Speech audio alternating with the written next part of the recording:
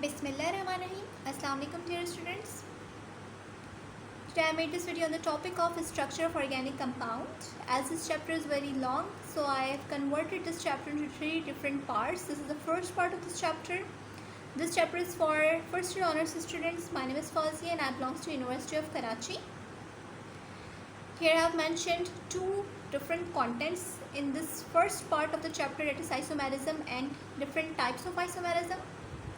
So let's start with isomerism. Isomerism क्या चीज़ है? Basically isomerism एक ऐसा फिनोमिना है जिसमें एक से ज़्यादा कंपाउंड के अंदर सेम केमिकल फार्मूला होता है या सेम मॉलिक्यूलर फार्मूला होता है, बट इनके स्ट्रक्चर्स डिफरेंट होते हैं. एक ऐसा फिनोमिना जिसमें एक से ज़्यादा कंपाउंड का सेम केमिकल फार्मूला है बट डिफरेंट स्ट्रक्चर है, तो उस फिनोमिना को हम कहते हैं आइसोमेरिज्म. और इस टाइप के कंपाउंड्स को हम कहते हैं आइसोमर्स. यानी कि वो कंपाउंड्स जिनका सेम केमिकल फार्मूला हो बट डिफरेंट स्ट्रक्चर हो, तो उसको हम आइसोमर्स कहते हैं. Basically isomer is a combination of 2 word. ये एक ग्रीक वर्ड है, 2 वर्ड्स का कॉम्बिनेशन है, दैट इज़ आइसोस एंड मेरोस. आइसोस का मतलब होता है इक्वल और मेरोस का मतलब होता है पार्ट. इसका मतलब है equal parts. That's why equal part का मतलब ये कि सेम केमिकल फार्मूला है, तो दैट्स वाई हम इसको आइसोमर कह रहे हैं. ये जो नाम रखा है आइसोमर, ये जो 2 वर्ड्स को कंबाइन किया है, ये बेसिकली एक स्वीडिश केमिस्ट थे जैकब बर्जीलियस इन 1830. इन्होंने 1830 में इन कंपाउंड्स को जिनका सेम केमिकल फार्मूला था बट डिफरेंट स्ट्रक्चर फार्मूला था, उसको आइसोमर कहा. Right. Here we have 2 different main types of isomers.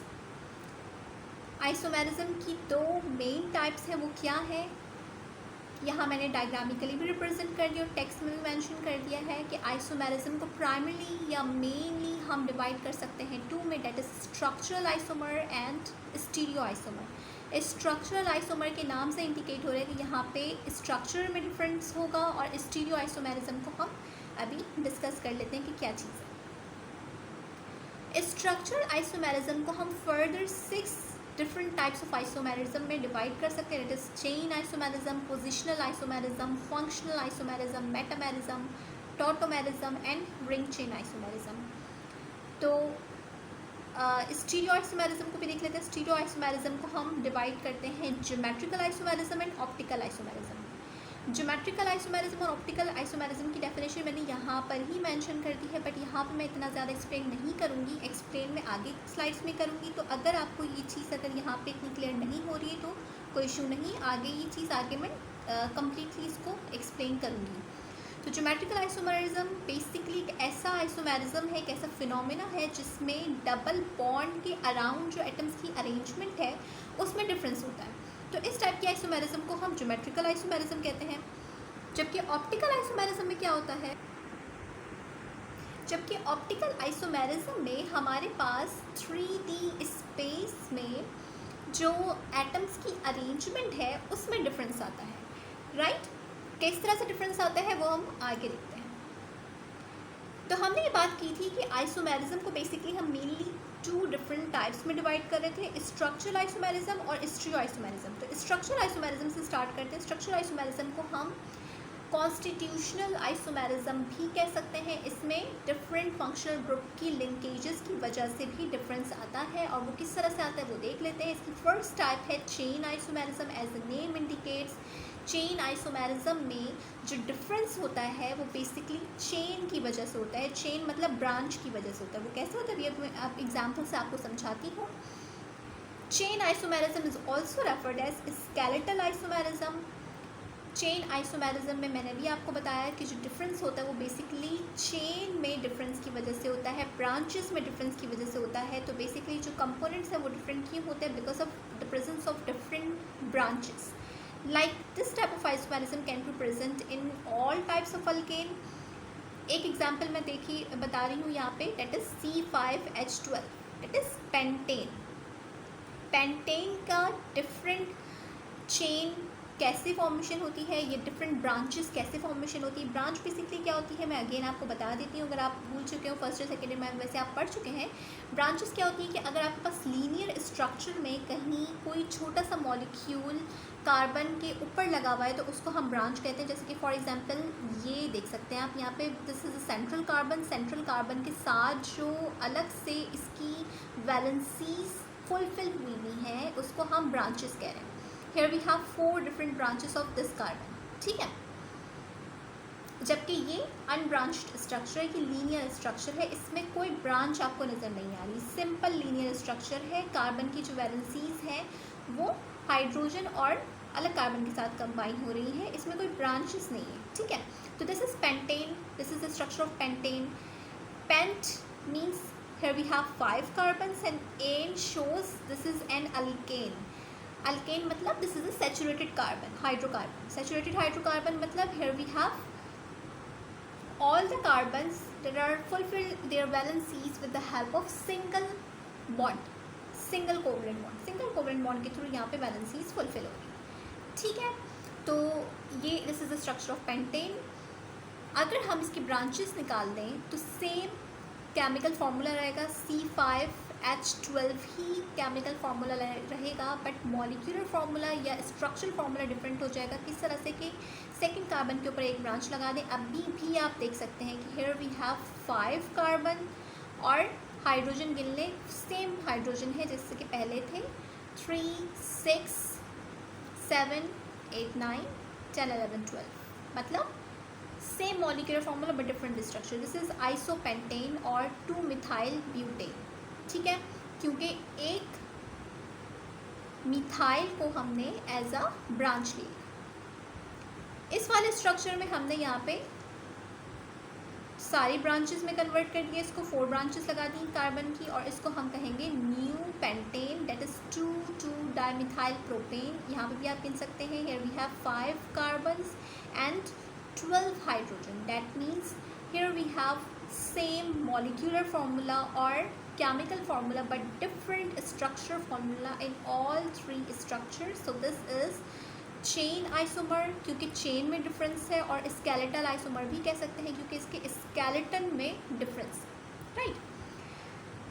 Second type of isomerism is positional isomerism. Positional isomerism, as the name indicates, here we have the difference in the position of, or you can say the point of the attachment of functional group. Difference कहाँ पे होगा, जो functional group की point of attachment है वहाँ पे difference होगा, तो उसको हम कहेंगे पोजिशनल आइसोमर।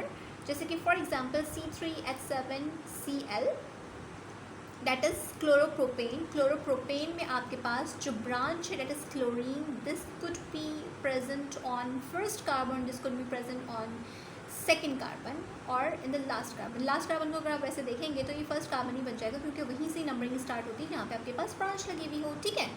तो ये फर्स्ट कार्बन पे भी हो सकता है, सेकेंड कार्बन पे भी हो सकता है, that is 1 chloropropane and 2 chloropropane. Structure में डिफरेंस आ गया। स्ट्रक्चर में डिफरेंस किस तरह से आया, because of the point of attachment, different point of attachment because of the different position of functional group. So that's why this is referred as positional isomerism.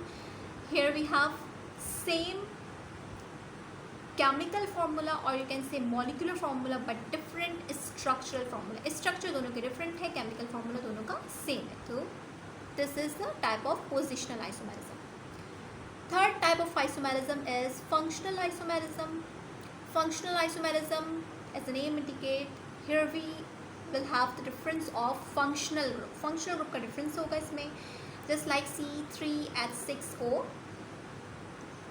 इस structure में आपके पास जो फंक्शनल ग्रुप है वो है एल्डिहाइड.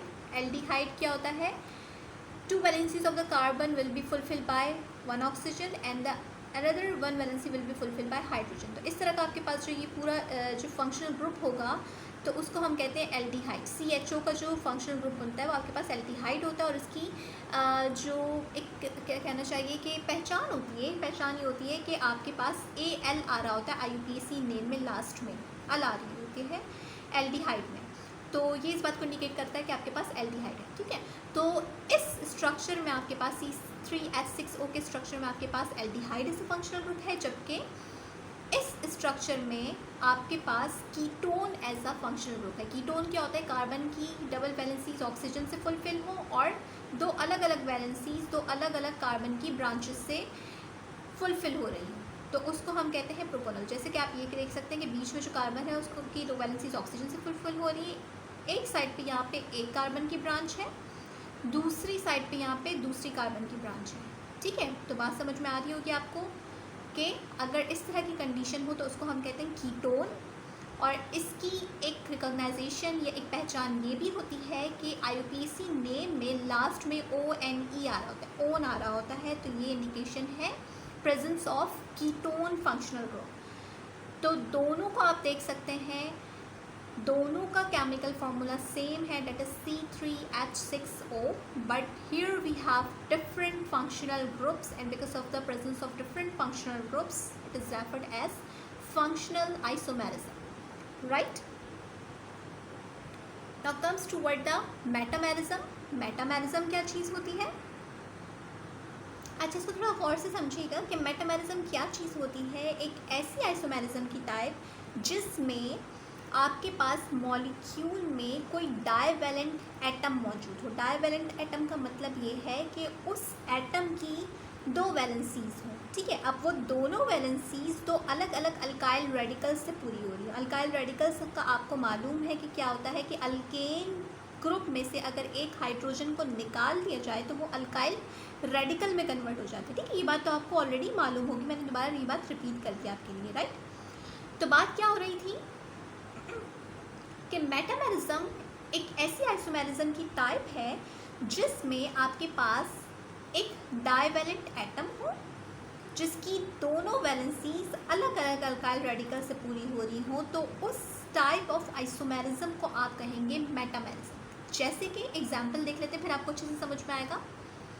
C4H10O, इसको हम, इसका केमिकल फार्मूला बेसिकली C4H10O है, बट इसका स्ट्रक्चरल फार्मूला जो है इस तरह से भी हो सकता है जिसमें आपके पास बीच में डाइवेलेंट एटम ऑक्सीजन है और दोनों तरफ जो अल्काइल रेडिकल्स मौजूद हैं वो है आपके पास ethyl groups, right? Right hand side पे भी इथाइल ग्रुप है, लेफ्ट हैंड साइड पे भी इथाइल ग्रुप है। जबकि दूसरा स्ट्रक्चर ये है कि बीच में डाइवेलेंट ऑक्सीजन के एक तरफ मिथाइल ग्रुप है जबकि दूसरी तरफ प्रोपाइल ग्रुप है। तो मेटामेरिज्म एक आइसोमेरिज्म की ऐसी टाइप है। मैं दोबारा डेफिनेशन को रिपीट कर रही हूँ, आपको समझ में आ जाएगा। मेटामेरिज्म एक ऐसी आइसोमेरिज्म की टाइप है जिसमें डाइवेलेंट एटम के साथ जो अल्काइल रेडिकल्स दोनों अटैच हैं उसमें डिफरेंस हो, तो उस आइसोमेरिज्म को हम कहते हैं मेटामेरिज्म। जैसा कि यहाँ पर है, डाइवेलेंट एटम आपके पास वो एटम कहलाता है जिसकी दो वैलेंसीज हों। जैसे कि दो वैलेंसीज वाला आपके पास ऑक्सीजन भी हो सकता है, सल्फर भी हो सकता है। यहाँ पर मैंने ऑक्सीजन की एग्जांपल लेके आपको समझा दिया है जिसका जो केमिकल फार्मूला है वो C4H10O है, जबकि स्ट्रक्चरल फार्मूला यहाँ पे देख रहे हैं आपके डाइवेलेंट एटम की दोनों तरफ यहाँ पे इथाइल ग्रुप्स है, जबकि यहाँ पर एक तरफ मिथाइल है एक तरफ प्रोपाइल ग्रुप है। ठीक है, अगर आप इसके कार्बन और हाइड्रोजन को काउंट करेंगे तो सेम बनेगा, that is C4H10O. So I am repeating again, metamerism is a type of isomerism in which here we have a divalent atom whose both valencies will be fulfilled by two types of different alkyl radical group. Alkyl radical क्या चीज़ होती है आपको मालूम है? Alkane में से अगर एक हाइड्रोजन को हटा दिया जाए, निकाल दिया जाए, माइनस कर दिया जाए, तो उस पूरे स्ट्रक्चर को जो बचेगा रिमेनिंग स्ट्रक्चर उसको आप क्या कहेंगे? Alkyl radical, right? Now comes toward the tautomerism. Tautomerism क्या चीज़ होती है अब ये देख लेते हैं। टॉटोमेरिज्म आइसोमेरिज्म की एक ऐसी टाइप है जिसमें आपके पास डिफरेंस आता है इलेक्ट्रॉन की पोजीशन में। अब वो कैसे आ रहा है देख लेते हैं।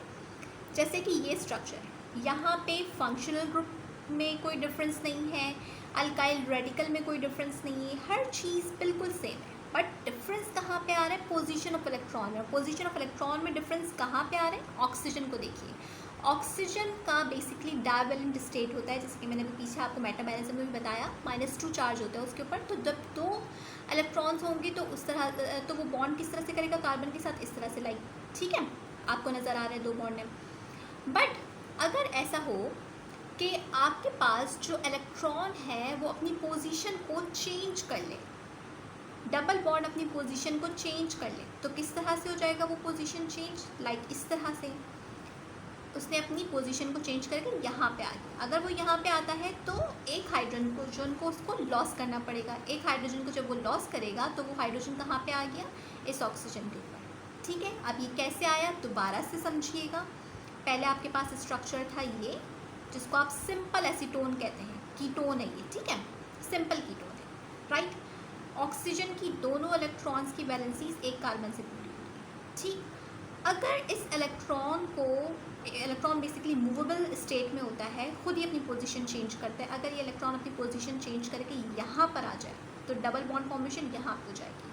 ठीक है, डबल बॉन्ड फॉर्मेशन यहाँ पे हो जाएगी और बेसिकली जो दूसरा इलेक्ट्रॉन होगा वो इस ऑक्सीजन के ऊपर आ जाएगा। तो होता ये है कि जो एक बॉन्ड फॉर्मेशन होती है, एक जो स्ट्रॉन्ग लाइन होती है, एक बोल्ड लाइन फॉर्मेशन होती है, वो दो इलेक्ट्रॉन्स की प्रेजेंस की वजह से होती है। एक इलेक्ट्रॉन यहाँ पे आ गया, एक इलेक्ट्रॉन आपके पास ऑक्सीजन के ऊपर चला गया। ठीक है, तो जब ऐसी स्टेट होगी तो इस कंडीशन को फुलफिल करने के लिए एक हाइड्रोजन यहाँ से लॉस्ट होगा और because of the presence of the negative charge on this oxygen, hydrogen will come here. ठीक, तो यहाँ पे कुछ भी चेंज नहीं हुआ, सिर्फ क्या चेंज हुआ? जो आपके पास इलेक्ट्रॉन की पोजीशन थी वो चेंज हो गई।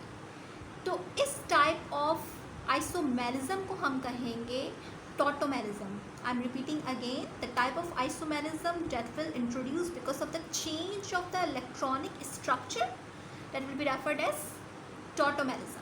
ठीक है, तो इसको हम कहते हैं keto enol formation. Keto enol formation कहते हैं हम इसको। कीटो क्या है, इनोल क्या है? बेसिकली ये कीटोन है तो इसको हम कीटो कह रहे हैं। और जब आपके पास ऑक्सीजन के ऊपर नेगेटिव चार्ज आ जाता है तो उसको हम कहते हैं इनोल फॉर्मेशन। ठीक है, एसीटोन के ऊपर हमेशा याद रखिएगा, केमिस्ट्री में आप कहीं पे भी, ऑर्गेनिक केमिस्ट्री में ये बात आप हमेशा याद रखिएगा कि जब भी आपके पास कीटोन के ऑक्सीजन के ऊपर नेगेटिव चार्ज आ जाए because of the loss of one electron, एक इलेक्ट्रॉन यहाँ पे दूसरे बॉन्ड में चला गया, एक इलेक्ट्रॉन उसके ऊपर अपने ऊपर आ गया, तो नेगेटिव चार्ज के अपीयरेंस की वजह से जो आपके पास एक स्टेट जनरेट होगी उसको हम कहेंगे इनोल। तो इसको हम कहते हैं कीटो इनोल टॉटोमेरिज्म। क्लियर हो गई मेरी बात? आगे चलते हैं। The last type of isomerism is referred as ring chain isomerism. Ring chain isomerism क्या है?